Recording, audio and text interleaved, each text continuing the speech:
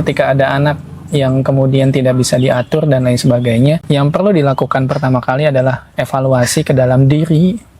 Jangan-jangan saya juga begitu sebagai anak di mata orang tua saya.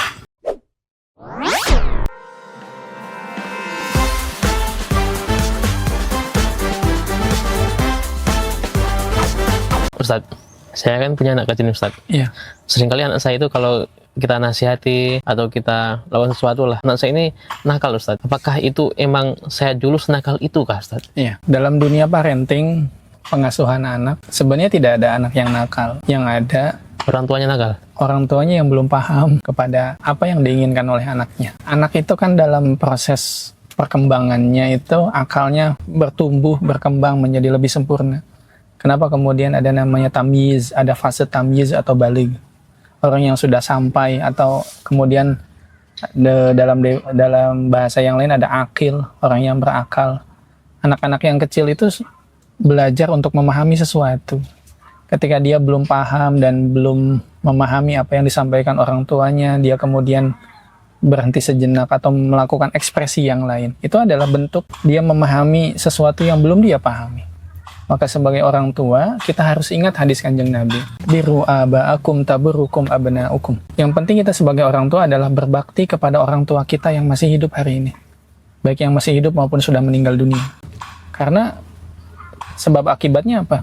Siapa yang berbakti kepada orang tuanya, maka anak-anaknya nanti juga akan berbakti kepada dirinya.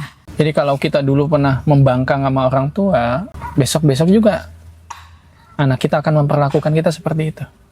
Kalau anak ngeyel, misalnya nggak mau makan, disuruh ini nggak mau, itu dalam proses dia mencerna sesuatu untuk memahami apa sih yang terjadi dalam lingkungannya, apa sih yang disampaikan oleh orang tuanya. Dia mulai memahami, mulai belajar untuk mencerna semua yang ada. Tapi ketika kita kemudian menjudge atau menghukumi seorang anak itu nakal, jangan-jangan kita harus introspeksi apa yang dulu pernah kita lakukan pada orang tua kita. Kalau kita dulu baik-baik saja, kemudian anak kita hari ini kok membangkang, berarti ada faktor yang lain. Jangan-jangan dia terpapar media sosial, jangan-jangan dia sudah terjerumus dalam permainan gadget yang bisa merusak misalnya Ini pola pikirnya dan lain sebagainya, sehingga kemudian dia terdistraksi, terganggu, perkembangannya jadi melambat dan lain sebagainya. Tapi intinya ketika ada anak yang kemudian tidak bisa diatur dan lain sebagainya, yang perlu dilakukan pertama kali adalah evaluasi ke dalam diri.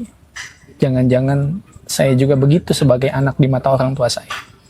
Maka yang perlu dilakukan adalah datangi orang tua, mintai maaf, dan minta didoakan supaya cucunya atau anak kita menjadi generasi yang soleha. Berarti anak yang nakal belum tentu orang tuanya nakal ya? Belum tentu. Anak yang soleh belum tentu orang tuanya soleh juga? Iya, belum tentu. Justru ketika ada anak ngeyel, kemudian kita cross check ke orang tua, ternyata kamu juga dulu ngeyel, berarti kan menunjukkan bahwa itu benar anak saya. Justru kalau seandainya kita dulu ngeyel, ternyata anaknya soleh atau baik-baik, misalnya manutan, taat, disuruh kayak gini mau, jangan-jangan itu anak siapa?